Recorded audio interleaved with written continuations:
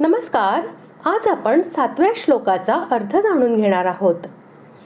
अशा प्रकारे भगवंतच संपूर्ण विश्वाचे परमकारण व परमाधार आहेत.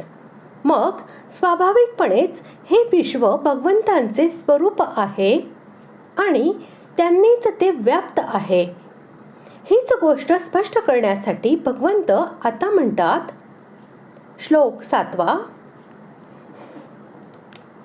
मत्तः परतरन्नान्यत् किंचिदस्ति धनंजय मयि सर्वमिदं प्रोतं सूत्रे मणिगणा इव. श्लोकाचा अर्थ, हे धनंजया, माझ्याहून निराळे दुसरे कोणतेही परमकारण नाही. हे संपूर्ण जग दोऱ्याचे मणी ओवावे तसे माझ्यात ओवलेले आहे. हे अर्जुन, माझ्याशिवाय दुसरे कोणतेच कारण नाही. मीच सर्व संसाराचे महाकारण आहे.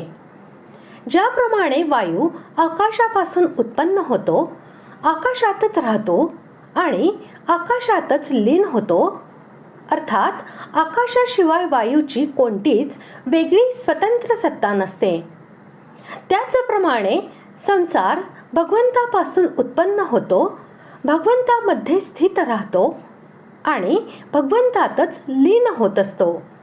अर्थात भगवंताशिवाय संसाराची कोणती वेगळी स्वतंत्र सत्ता नाही. परमात्मा या जगताचे कारण व आधार असल्यामुळे हे जगत सुद्धा त्याचेच स्वरूप होय. त्याच्यापेक्षा भिन्न दुसरी वस्तू नव्हे. म्हणून परा व अपरा प्रकृती सर्व भूतांचे कारण असूनही सर्वांचे परमकारण परमात्मा आहे, दुसरे कोणी नाही. येथे परतरम म्हणून सर्वांचे मूळ कारण दाखविले गेले आहे. मूळ कारणाच्या पुढे कोणते कारण नसते, अर्थात मूळ कारणाचा कोणी उत्पादक नसतो. भगवंतच सर्वांचे मूळ कारण आहेत.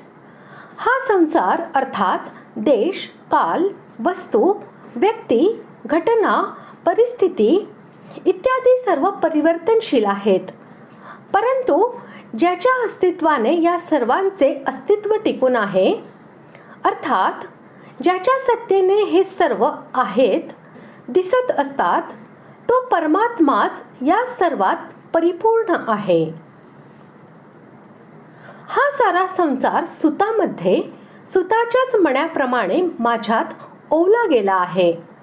अर्थात मीच सर्व संसारात व्यापून राहिलो आहे.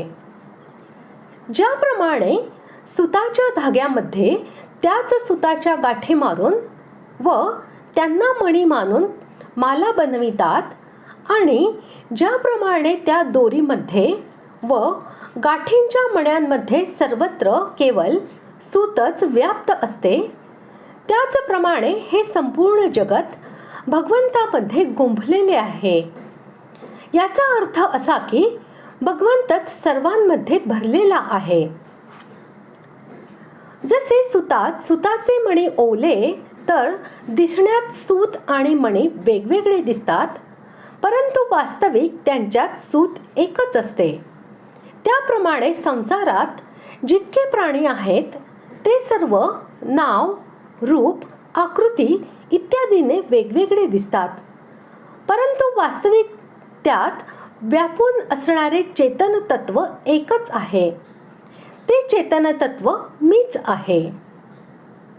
अर्थात मणिरूपी अपरा प्रकृती ही माझे स्वरूप आहे आणि धागारूपी परा प्रकृती ही मीच आहे.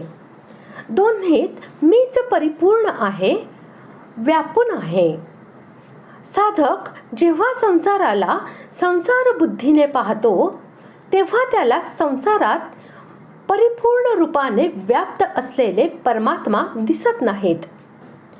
जेव्हा त्याला परमात्म तत्वाचा वास्तविक बोध होत असतो, तेव्हा व्याप्य व्यापक भाव नाहीसा होऊन एक परमात्म तत्वच दिसत असते. या तत्वाला दाखविण्यासाठी भगवंतांनी येथे कारण रूपाने आपल्या व्यापकतेचे वर्णन केले आहे. अशा प्रकारे आज आपण 7व्या श्लोकाचा अर्थ जाणून घेतला. पुढील भागात आपण 8व्या श्लोकाचा अर्थ जाणून घेऊया.